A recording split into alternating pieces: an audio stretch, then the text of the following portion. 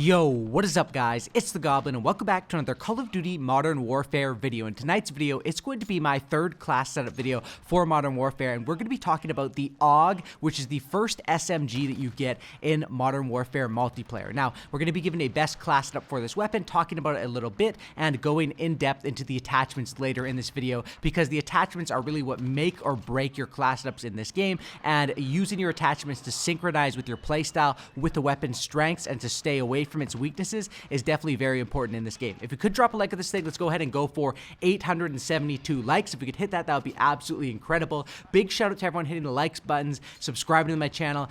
The support has been absolutely incredible. It takes like a millisecond to hit that like button, so go ahead and do it. Sub if you guys are new, and let's go ahead and get right into it. So this AUG SMG is fairly nice in this game. However, it is an SMG in a game that honestly is designed for camping with assault rifles as of right now. Now, we will probably get some weapon balance changes or different things like that, or possibly just due to DLC maps the game might switch up, or updates that come in the future. But as of right now, SMGs do have their spot on certain maps where you could get up close with the enemies. A lot of the 6v6 maps, personally I play a lot of 10v10, and the only 10v10 map where SMGs are pretty useful are maybe if you're able to get that Palace map in TDM, but I don't think the Palace map is in DOM. Gronza Raid in DOM is pretty effective with the SMGs, but it's still a map where you could use an assault rifle as well. The majority of other ways to play with SMGs are either 6v6 playing traditionally with a submachine gun, can work on certain maps, especially like a St. Petersburg, or other maps that are a bit smaller like a Hackney Yard, or maybe a Gun Runner if you want to play those tight corridors. That's where you know, some of these early level SMGs can do quite well. Or if you take it the other way and go all the way to Ground War, the way that Ground War is played is pretty interesting, because some people might sit up on the hill with a tank, and or some people might camp in the back with a sniper hard scoping, but you can still use close range weapons as long as you patrol and maybe maneuver your way through the C building in that Ground War map that we had in the beta. I always forget the name of that, but you guys know which one I'm talking about. Anyway, let's go ahead and break down the perks for this thing, and then we'll get right into the attachments and everything with this weapon. Now, this weapon's strengths, of course, being an SMG, is mainly the mobility and its effectiveness with the hip fire and being up close. This one honestly doesn't have the fastest time to kill out of the SMGs up close. It's more balanced with effectiveness at a more mid-range. It's an SMG that can be a little bit more reliable at a mid-range. Now, I say that with a grain of salt, because you do not want to be using an SMG at mid to long range. We're talking close to mid-range, because the way the ARs are in this game, if you're looking for mid-range fights, you're most of the time better off going with an AR. Anyway, let's break down the perks with this weapon.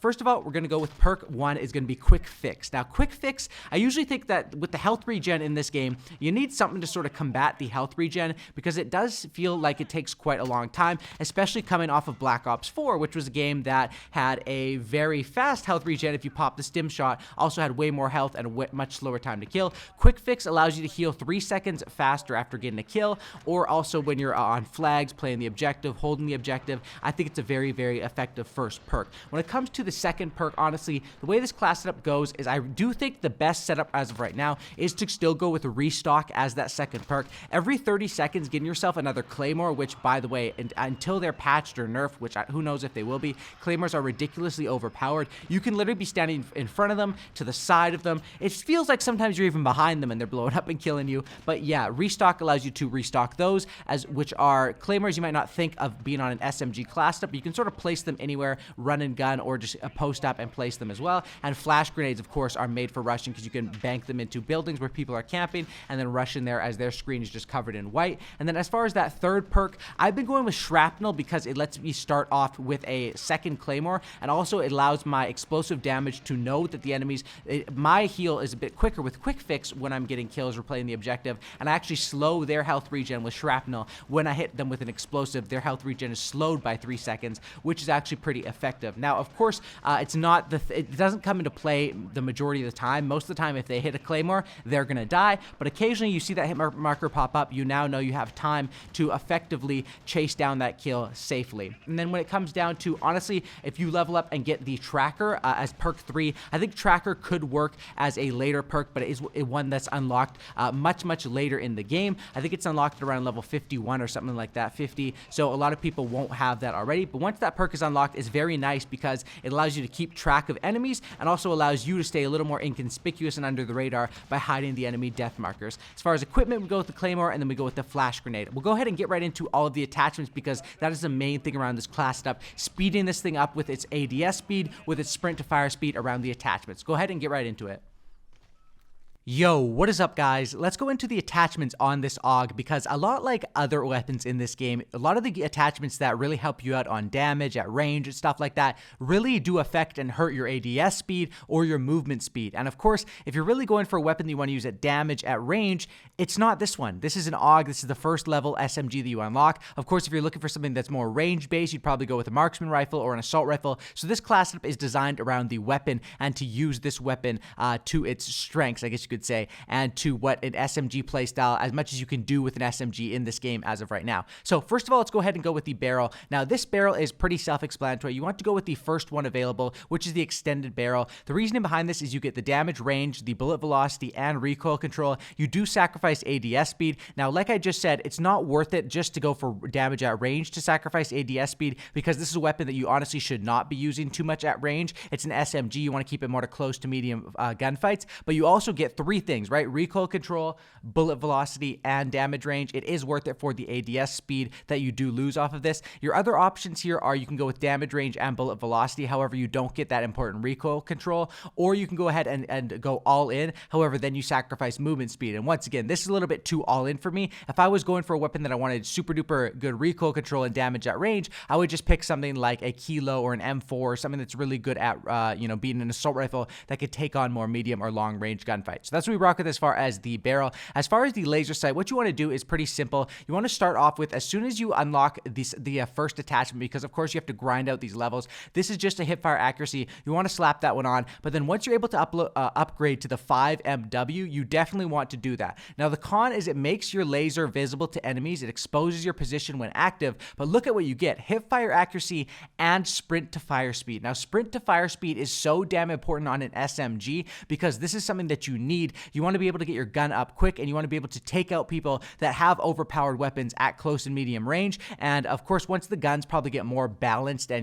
I think there's a bunch of assault rifles might be receiving nerfs, or maybe some SMGs receiving some buffs. I'm not sure. There's definitely going to be some big patch notes coming up, you would think, because the game is fresh and the balancing isn't all complete as of right now. But this one is really, really good, the 5MW laser, because of those two things you get. Of course, it is a pretty big negative, making your laser visible to enemies. Your other option here is to go with the ADS speed one. That also helps with your stability and your aim walking steadiness. But I really think that hipfire accuracy is important, and the sprint to fire speed is also important. Hipfire accuracy, because once again, your ADS speed isn't the quickest, even on a weapon like this, where we're going to have some attachments that help it out and speed it up. And the sprint to fire speed is just really, really important. It reminds me of Gung Ho from Black Ops 4. Next, we go ahead and go with no optic. This is on an SMG where I guess you could run an optic, but personally, if I'm using an optic, it's more for a long range sort of stuff, or for a weapon that I want to be precisely accurate with. This is sort of your SMG up close.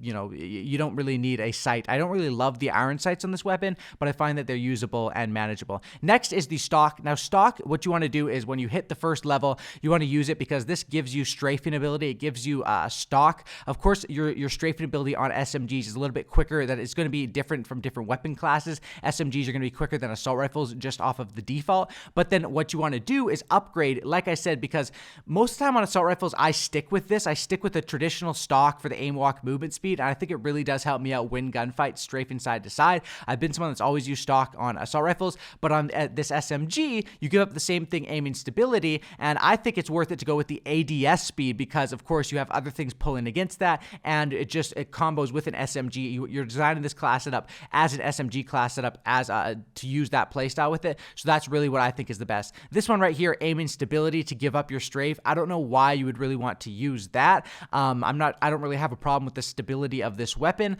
but I guess if you're maybe trying to do more precise shots, but honestly, this I think is the best. The Forged Tack, which allows you to basically have it's essentially just quick draw, and you get a little bit more weapon sway.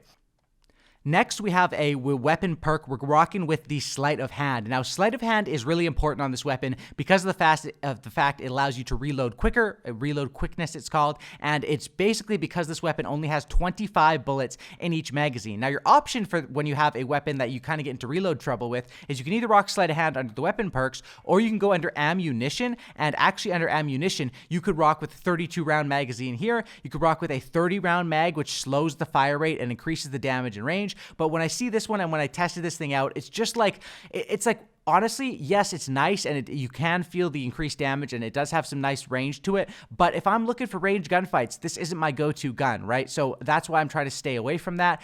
Next is going to be a 60-round mag, which you really have to go all in and completely kill everything that makes SMGs fast-paced. Your recoil control is gone, your ADS speed is going to be gone, your movement speed is going to be down. So personally, I stay away from the ammunition on this one. Even this one where you get 32 rounds instead of 25, but you have to give up your ADS speed and your movement speed, and you have to give up one attachment slot. Really doesn't seem worth it to me. I'd rather just stick with the Sleight of Hand, and this is a weapon where you're going to have to be constantly reloading, but that kind of just comes with the territory. As far as the last attachment we go with, that's going to be the rear grip. Now, with the rear grips, with this one, you want to stay away from the first grip. Whenever I unlock that one, I personally stay away from it because it's just aiming stability and aim walking steadiness, which I like the aim walking movement speed. Steadiness, I don't really have too much of a problem with, so I try to stay away from that because it's cost me on my strafe, right? The con is what keeps me away from this. Next is going to be recoil control and aiming stability. This one I do put on, and I was using this as I level up the gun. I think rubberized grip tape can be very, very good as you're leveling up the weapon, but then once you get to the level where you can unlock the stippled grip tape towards the later levels of this SMG,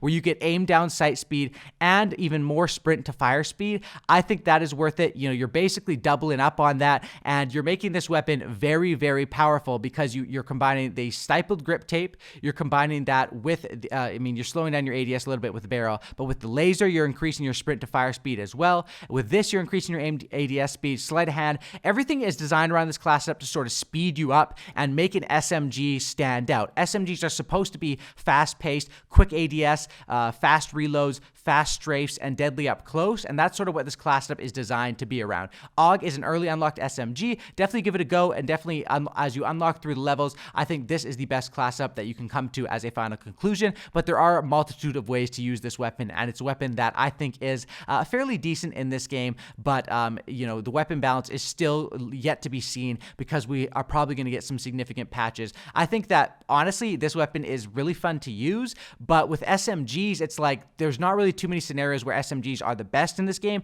So usually maybe if you're on like a 6v6 on the map like St. Petersburg, or I think it's called something like that, or TDM, sticking to those traditional things. Maybe even if you're in a ground war situation where you're patrolling a building, this can be a good class setup. Definitely something that I recommend you guys to check out, and the speed of this thing with the sprint to fire is very noticeable, especially coming from like an assault rifle class where, yeah, you're going to melt people at distance. This weapon is going to get absolutely trashed by an AR, but up close, getting that gun up quick, and even if you don't get the gun up quick, just running out of sprint and basically hip firing with this can be pretty effective. Drop a like on this video if you guys made it to the end.